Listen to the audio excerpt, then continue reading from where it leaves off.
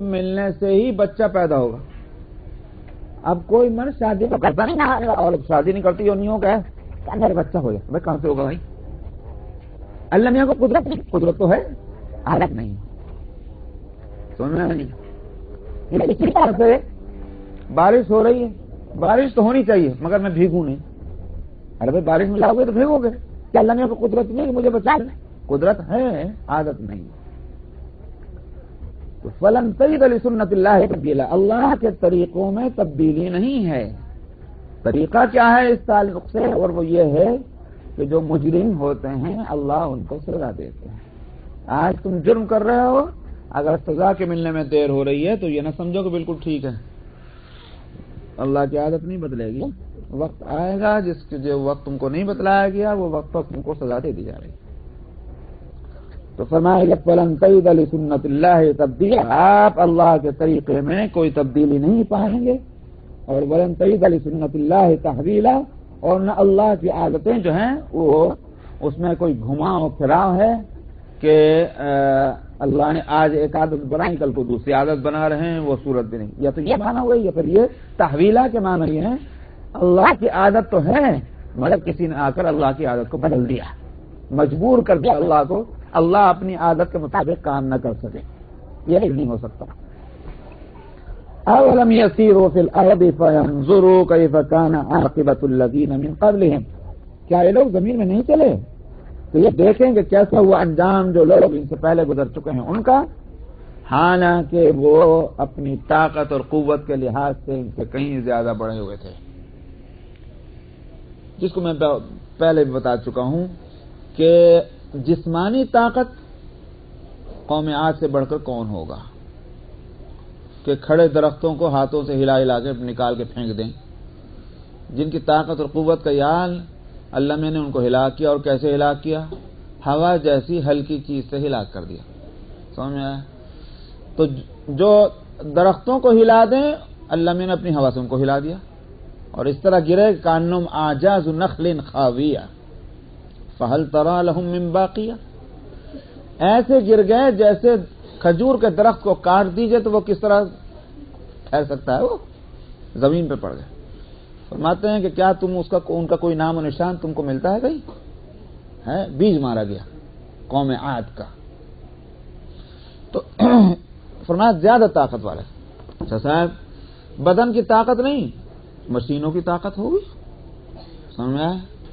تو سویلائزیشن اور انجینئرنگ کی ترقی جو ہے وہ بھی دوسری قوم میں قریش مکہ اور قریش مدینہ سے بڑھ کر قوم سبا، قوم سمود، سمجھ میں آیا؟ یہ سب لوگ وہ تھے جو اپنے انجینئرنگ کے کمال ان کو حاصل تھا اور سویلائزڈ قومیں تھیں.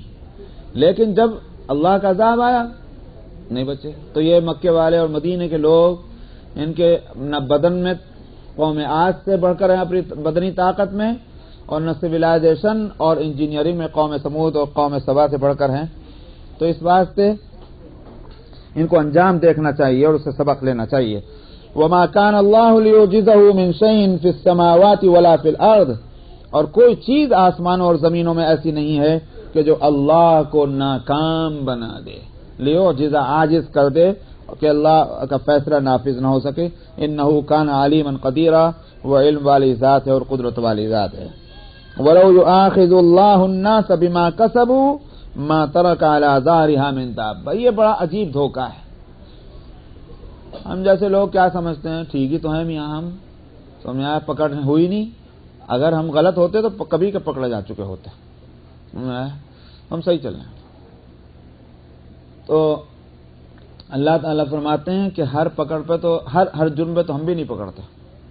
اگر ہر جرم پر فوراً ہم پکڑا کرتے تو اس زمین پر ایک جاندار نہ بستا. اس واسطے ہم نے کچھ ڈھیل دی ہوئی ہے. لیکن جب جرائم جو ہیں وہ ایک انبار بن جاتے ہیں، اور ہم یہ انبار بننے کے معنی یہ نہیں ہے کہ تعداد زیادہ ہو جائے، یہ بھی خوب سمجھ لیجیے. ہرگز اس سے مراد یہ نہیں کہ صاحب 500 کا جو ہے وہ پورا کر دینا چاہیے یا 1000 غلطیاں پوری ہو جانی چاہیے تب عذاب آئے گا، وہ نہیں ہے. بلکہ یہ ہے بلا من کسب سیئۃ واحاطت بہ خطیئتہ. تو یہ احاطہ کرنا کیا ہوتا ہے؟ اس کا معنی یہ ہے کہ برائی کا احساس دل سے نکل جائے،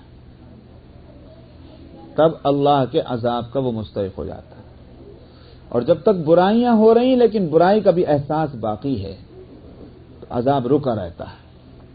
بھئی برائی کا احساس ہے تو آج نہیں کل کو توبہ کر لے گا، سمجھ میں آیا، رک سکتا ہے. لیکن جب برائی کا احساس نکل گیا تو اب کیسے اس سے اصلاح ہوگی؟ کون اس کو بدلے گا؟ تو پھر یہ مرحلہ جو ہے یہ خطرناک ہوتا ہے. یہ اس لیے فرمایا کہ وَلَوْ يُؤَاخِذُ اللَّهُ النَّاسَ، اگر اللہ لوگوں کی پکڑ کرے ان کی اپنی حرکتوں کی وجہ سے بما کسبوا وما ترک علی ظہرها من دابہ، تو اس زمین کے اوپر کوئی جاندار نہ چھوڑے. ولیکن یؤخرهم الی اجل مسمى، لیکن اللہ ان کو ڈھیل دیتا ہے ایک مقررہ مدت تک کے لیے. فاذا جاء اجلهم، اور جب ان کی وہ مدت آ جاتی ہے، فان اللہ کان بعباده بصیرا، تو اللہ تو اپنے بندوں کو خود دیکھنے والے ہیں، اس لیے پتا ہے کون کہاں ہے، کس طرح ہے، کیا اس کی حرکتیں ہیں، کیا اس کے اعمال ہیں. تو اس واسطے بچے تو وہ جو نگاہ سے اوجھل ہو جائے، لیکن اللہ کی نظروں سے اوجھل تو کوئی نہیں ہو سکتا، پکڑ میں آئے گا. یہ ہوئی سورہ فاطر کا ختم.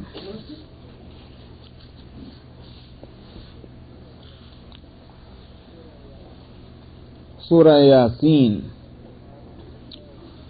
اعوذ باللہ من الشیطان الرجیم. بسم اللہ الرحمن الرحیم.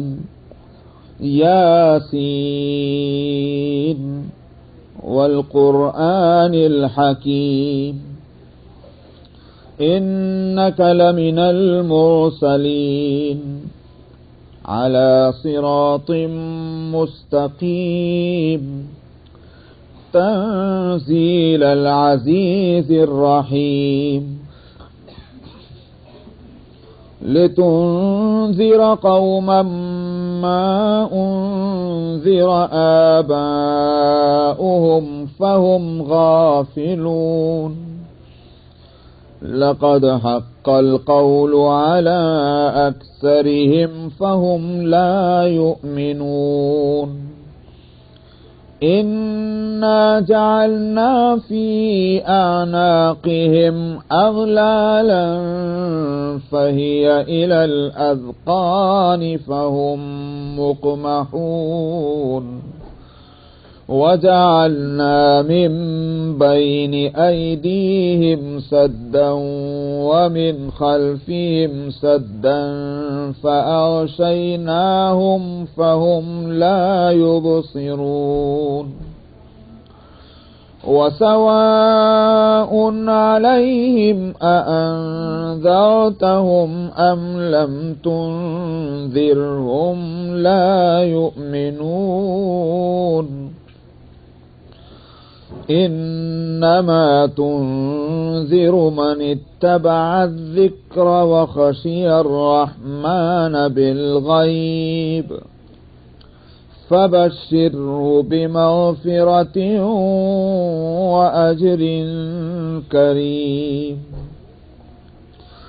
إنا نحن نحيي الموتى ونكتب ما قدموا وآثارهم وكل شيء أحصيناه في إمام مبين واضرب لهم مثلا أصحاب القرية إذ جاءها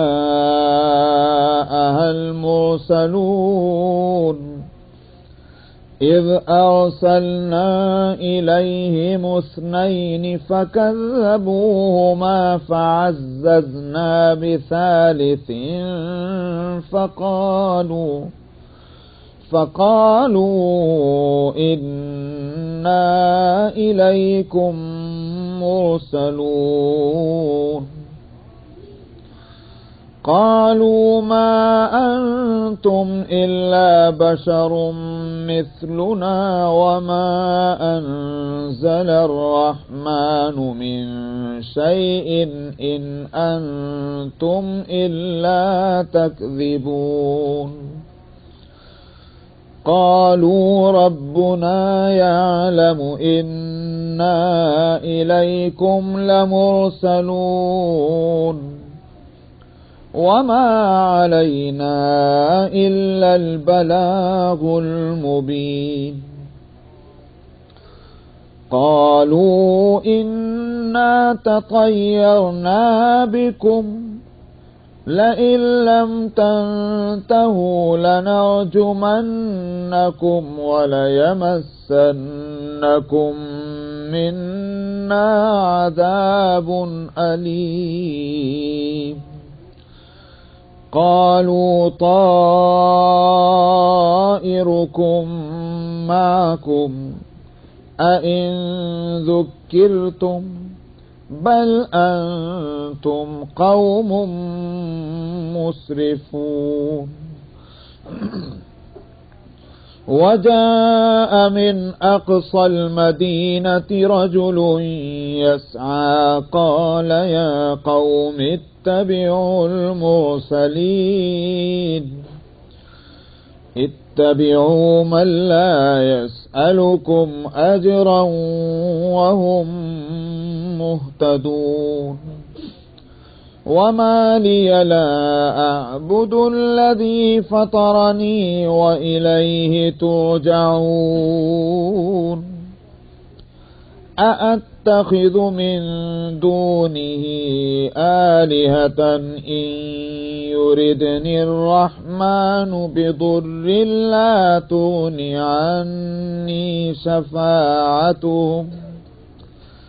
لا تغني عني شفاعتهم شيئا ولا ينقذون إني إذا لفي ضلال مبين إني آمنت بربكم فاسمعون قيل ادخل الجنة قال يا ليت قومي يعلمون بما غفر لي ربي وجعلني من المكرمين وما أنزلنا على قومه من بعده من جند من السماء وما كنا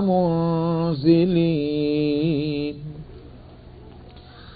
إن كانت إلا صيحة واحدة فإذا هم خامدون يا حسرة على العباد ما يأتيهم من رسول إلا كانوا به يستهزئون ألم يروا كم أهلكنا قبلهم من القرون أنهم إليهم لا يرجعون وإن كل لما جميع لدينا محضرون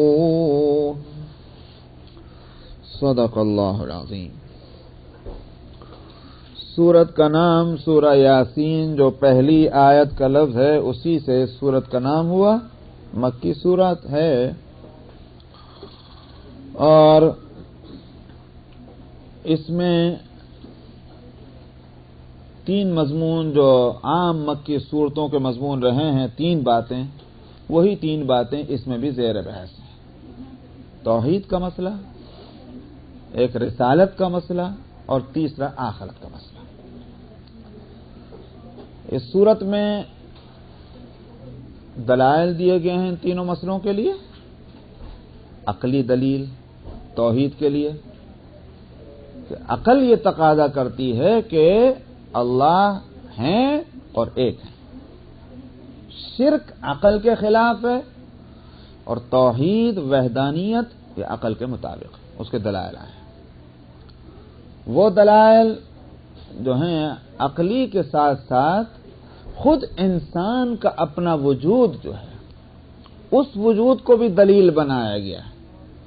تم اپنے وجود میں غور کرو تو جو کچھ تمہارے بدن کا کارخانہ اور یہ فیکٹری کام کر رہی ہے اور اس کے اندر جو باقاعدگی ہے یہ خود یہ بات بتلاتی ہے کہ اللہ ایک ہے.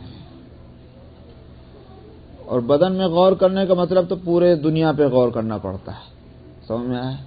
اپنا بدن جو ہے آپ اس پہ آدمی غور کرنے بیٹھ جائے تو پورے آسمان اور زمین اور اس کے خزانے ان سب کو پھر جو ہے آدمی ان پر غور کرے گا، فکر کرے گا. اس لیے کہ بدن سے ان کا رشتہ جو قائم ہے وہ عجیب طرح کا رشتہ ہے کہ اس بدن کو جس وقت جس چیز کی ضرورت ہے اس کو اللہ سبحانہ و تعالی نے اس کائنات کے اندر رکھا ہوا ہے. یہ نظام عجیب ہے. دو مختلف چیزیں ہیں، انسان الگ ہے، وہ چیز الگ ہے، لیکن دونوں کے اندر یہ مناسبت اور فیملیرٹی کہ اس بدن کو اس چیز کی ضرورت ہے اور وہ چیز اس بدن کے لیے فٹ ہے. یہ مناسبت ان دو چیزوں کے اندر کس نے پیدا کی ہے؟ بدن سے ہٹیے تو پھر اور آگے جائیں تو پھر اس میں سرکل کتنے بنتے چلے جاتے ہیں کہ صاحب یہ زمین میں پیداوار ہوتی ہے، ہماری ضرورت کے لیے ہے. اس پیداوار جو ہے اس میں وہ کیا کیا طاقتیں، کیا کیا توانائیاں، انرجی اور صلاحیتیں جو خود اس کے اندر ہیں اور جو باہر سے اس کو ملنی ہے غذا کے طور پر، ان میں کیا رشتہ اور لنک ہے، ان سب کو غور کرنا پڑتا. تو یہ سارے کے سارے دلائل میں آج جو ہیں وہ ہیں. قرآن صرف اشارہ کرتا ہے اس کے تعلق سے غور کرو. ان میں سے کسی ایک چیز کو تو لے کر اس پہ سوچو، تم کو سمجھ میں آ جائے گا کہ یہ ایک خدا کا کام ہے، یہ کئی معبودوں کا کام ہے. اسی طرح سے رسالت کا مسئلہ جو ہے اس کے لیے بھی قرآن میں اس صورت میں اپنے دوسرے انداز میں اور دوسری جگہ اس کو انسان کے اپنے وجود اور 14 منٹ ہیں، انسان کا اپنا وجود جو ہے اس کے لیے اس کو بھی دلیل بنایا گیا ہے قرآن پاک میں. یہاں اتنا واضح اشارے سے نہیں لیکن اور جگہ واضح اشارے سے خود انسان کا وجود جو ہے یہ دلیل بنتا ہے رسول کی رسالت ہے. نہیں تو کتنی عجیب بات ہے. اور آپ کہیں گے کیسے؟ آج میں پہلے آپ کے سامنے وہ لے آؤں تاکہ اس سے مسئلہ سمجھ میں آ جائے. اب مجھے پتہ نہیں میں 14 منٹ میں پورا کروں گا نہیں کروں گا. سمجھ میں آج 13 منٹ ہیں، 14 منٹ مضمون جو دماغ میں آیا ہے، ابھی تفصیلات تو نہیں آ رہی، آتی جا رہی ہیں، لیکن اب خدا کرے ہو جائے. وہ پورا نہیں ہوا تو پھر اگلے ہفتے تو ویسے بھی چھٹی ہے. الرحمن علم القرآن خلق الانسان علمہ البیان. یہ ہے دلیل رسالت کی کہ رحمت والی ہے وہ ذات جس نے قرآن کا علم دیا، جس نے انسان کو وجود بخشا، اور علمہ البیان اس نے بیان سکھلایا. اس جو ترتیب قرآن میں ہے اس کو میں ذرا بدلوں گا سمجھانے کے لیے، پھر بتاؤں گا یہ ترتیب کیوں ہے، اس میں حکمت کیا ہے. پہلی بات تو یہ بتلانی ہے، یوں سمجھیے آپ، اللہ نے اگر یہ ہاتھ بنایا ہے اس کا ایک مقصد ہے. اللہ نے جس مقصد کے لیے ہاتھ پیدا کیا اس کی صلاحیت اس کے اندر رکھی ہے. سمجھ میں آیا؟ نہ صرف یہ کہ صلاحیت رکھی ہے بلکہ اس کو اس کا علم دیا گیا ہے. اب اگر آپ تو ماشاءاللہ سائنس کے دور میں اگر میں ہندوستان کے کسی گاؤں والوں کے سامنے بولتا تو شاید نہ سمجھتا وہ اس بات کو کہ ہاتھ میں علم کہاں سے آیا. میں پوچھتا ہوں کہ جس وقت آپ کا اندر سے کمپیوٹر ورک شروع کرتا ہے اور آپ یہ ارادہ کرتے ہیں، آپ کا دل اور دماغ یہ فیصلہ کرتا ہے کہ یہ پکڑنا ہے، کیسے پکڑ لیا؟ کمپیوٹر کے لینگویج میں یہ کمانڈ گئی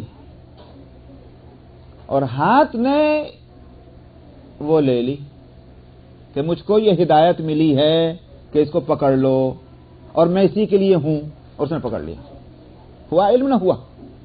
تو صلاحیت تو ہے پکڑنے کی، اور جو اس کو ہدایت ملی ہے کہ پکڑو، اس نے اس وقت پکڑ لیا، علم ہے۔ اللہ نے ہر چیز کو اسی طرح پیدا کیا۔ آپ اپنے بدن سے آگے نکلیے، مچھلی کے انڈے سے باہر مچھلی کا بچہ نکلتا ہے، وہ تیرنا شروع کر دیتا ہے، ڈوبتا تھوڑی ہے، وہ تو تیرتا ہے۔ یہ مچھلی کے انڈے سے نکلنے کے ساتھ ہی کیسے تیر رہا ہے؟ تیرنے کی صلاحیت بھی ہے اور تیرنے کا علم بھی اس کو دیا گیا ہے۔ مرغی کا بچہ مرغی کے انڈے سے نکلتے اور ذرا اس نے ہوا میں سانس لیا اور بھاگنا شروع کر دیا۔ ارے بھائی تم کو کس نے بتایا اس طرح بھاگو؟ کس نے اس کی انگلی پکڑ کے اس کو چلانا چاہا ہے؟ کوئی نہیں، بھاگا جا رہا ہے۔ چلیے آپ انسان کے بچے پہ آ جائیے۔ انسان کا بچہ جو ہے ابھی تو کسی اسکول میں بھی نہیں لے گئے، ابھی اسے کچھ پتا نہیں، آنکھ بھی نہیں کھول رہا، رو رہا ہے۔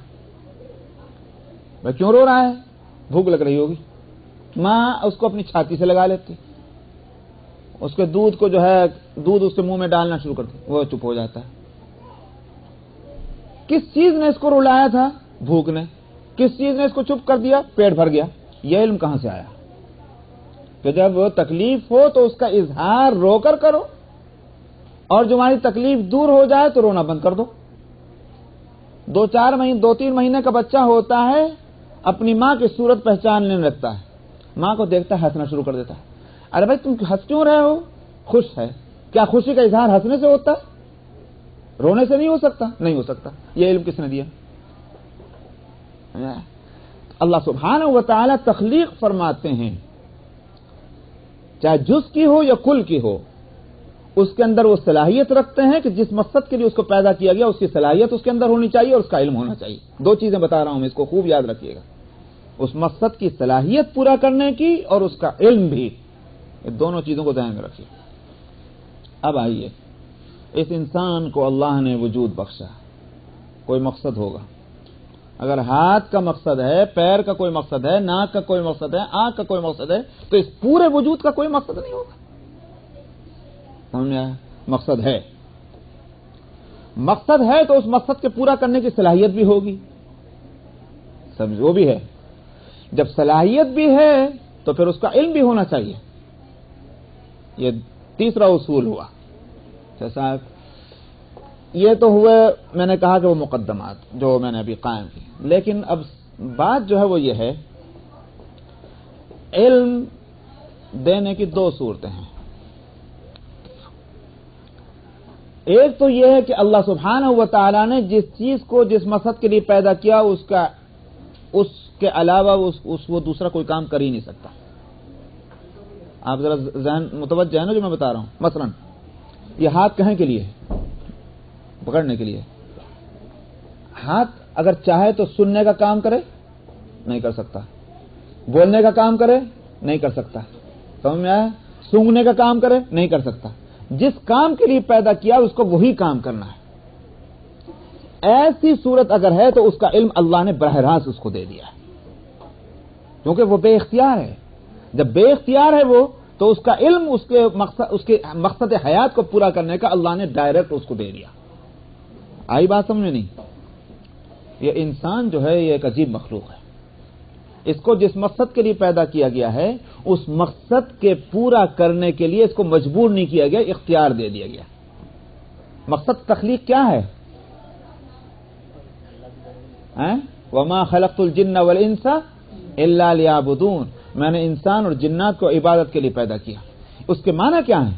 یہ نہیں ہے کہ یہ عبادت کرنے پر مجبور ہے، عبادت کے سوا کوئی دوسرا کام اس سے ہو نہیں سکتا، یہ صورت نہیں ہے۔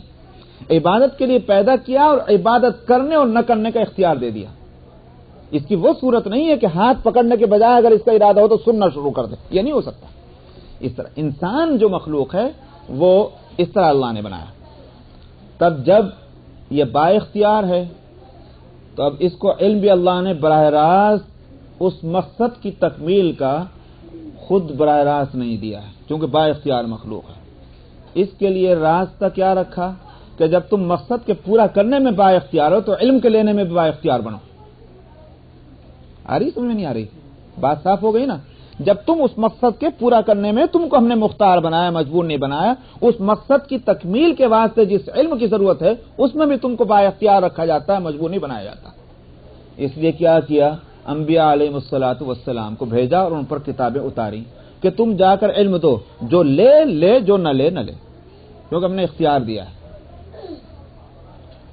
اچھا صاحب، وہ با اختیار ہونے کے واسطے تو فرمایا کہ علمہ البیان، ہم نے اس کو بولنے کی اور الفاظ کا ذریعہ اختیار کرنے کی صلاحیت دی ہے کہ یہ اس سے با اختیار ہونا اس کا خود کھل جاتا ہے، اور دوسری مخلوقات سے اس کا ممتاز ہونا کھلتا ہے۔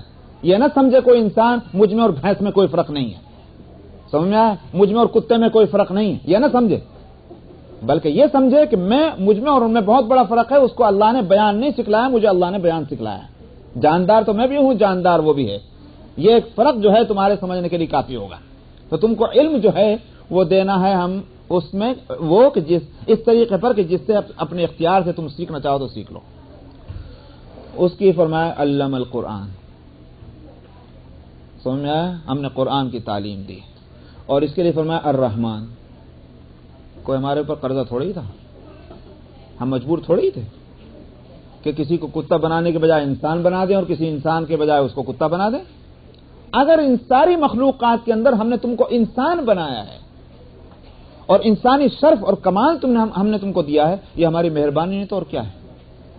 اس لیے لائے ہیں الرحمن، اور علم القرآن کو پہلے اس بات سے لائے ہیں کہ یہی تو دراصل شرف ہے انسان کا کہ جس مقصد کے لیے پیدا کیا گیا اس مقصد کی تکمیل کے واسطے جس علم کی ضرورت ہے اس کا نام ہے قرآن، اور وہ اپنے فضیلت اور اپنے شرف کے لحاظ سے وہ اسی قابل ہے کہ اس کو پہلے بیان کیا جائے۔ تو اس واسطے تخلیق انسانی سے پہلے تعلیم قرآنی کا یہاں تذکرہ ہوا ہے۔ حالانکہ تخلیق پہلے ہوگی، وہ انسان پہلے پیدا ہوگا تبھی تو قرآن سیکھے گا، پیدا ہونے سے پہلے تو قرآن نہیں سیکھ سکتا، مگر شرف جو ہے قرآن کا وہ اس بات کا تقاضا کرتا ہے کہ اس کو پہلے بیان کیا جائے۔ تو اس لیے کہا الرحمن علم القرآن خلق الانسان علمہ البیان۔ تو اس کا مطلب کیا ہوا؟ تعلیم قرآنی مقصد تخلیق ہے، اور دلیل اس شرف کی وہ بیان ہے کہ قدرت ہے۔ یہ ہے وہ اس پوری 3 آیتوں کا حاصل۔ تو رسالت کے لیے دلیل بن گئی نہیں بن گئی؟ انسان کا خود اپنا وجود ہے نہیں رسول کی ضرورت کہ صاحب ہم کو وہ تعلیم چاہیے جس سے ہم اپنے مقصد کی تکمیل پوری کر سکیں، مقصد تخلیق کی، اور اس کے واسطے نبی چاہیے۔ اللہ نے نبی مقرر کر دیے، ان پر کتاب اتار دی، چنانچہ نبی آخر الزمان پر قرآن اتر گیا۔ تو اس طرح کے دلائل جو ہیں رسالت کے واسطے، آخرت کے واسطے بھی خود انسان کا اپنا وجود، اس کی عقل اور جو کچھ دنیا میں ہو رہا ہے، یہ ساری چیزوں میں غور کرے انسان تو سمجھ میں آئے گا آخرت کا ہونا ضروری ہے۔ مثلا موٹی سی بات، دنیا میں اچھے بھی ہیں برے بھی ہیں، بعض دفعہ تو اچھے برے دندناتے پھر رہے ہیں، اچھے بیچارے جوتیاں چٹخارتے پھر رہے ہیں۔ ارے بھائی یہ کیا ہے؟ یہ اندھیر نگری چوپٹ راج ہے؟ نہیں، دنیا میں سزا اگر نہ ملے اور پھر کبھی نہ ملے تو واقعی اندھیر نگری چوپٹ راج ہوگا۔ اللہ سبحانہ و تعالیٰ کے کام سارے حکمت بھرے ہیں، تو یہ کیسے ہو سکتا ہے کہ حکمت والی ذات کے یہاں نظام ایسا ہو کہ مجرم کو کبھی سزا نہ ملے؟ اگر دنیا میں ملے تو ایک وقت ہونا ہے اس کو سزا ملے۔ رہ گئی بات یہ دنیا میں کیوں نہیں دیتے؟ جب سزا دینی تو یہیں کیوں نہیں دے لیتے؟ اس لیے کہ اگر دنیا میں سزا دے دیتے تو وہ سزا نہ تو پوری ملتی، ہو سکتا ہے کہ ابھی آگے بھی پھر جرم کرے، تو پھر وہ تو پہلے کہا جا چکا، آیت گزری نہیں گزری ابھی، کہ اگر ہم ہر سزا پہ ہر جرم پہ سزا دیا کرتے کوئی زندہ نہ بچتا۔ تو ابھی تو اس کی زندگی کے دن باقی ہیں، کرنے دو اس کو جب تک کرنا ہے، آخر تک اس کو موقع دو۔ جب زندگی کا وہ ٹائم پورا ہو جائے گا اور اس کو یہاں سے چلے گا، ہم وہاں پکڑیں گے۔ ورنہ تو ہو سکتا تھا وہ کہہ دے سزا دینے کے وقت میں اجی صبر تو کرتے، میں تو توبہ کرنے جا رہا تھا. دوسرا فائدہ کیا ہے کہ صاحب میرے جیسے انسان، انہوں نے کہا بھائی یہ پٹ رہے، بھاگ لو، ہم نے یہ کام کرتے، اختیار ختم ہو جاتا. اللہ سب کو اختیار دینا چاہتے ہیں، اس لیے دنیا میں سزا نہیں رکھی، سزا دوسرے عالم میں رکھی. تو یہ آخرت جو ہے اس کے لیے بھی دلیل بنایا گیا ہے، حالات کو جو گرد و پیش ہیں ہمارے. یہ پتہ نہیں تھا کہ رکوع ایک آیت بھی نہیں ہونے کی.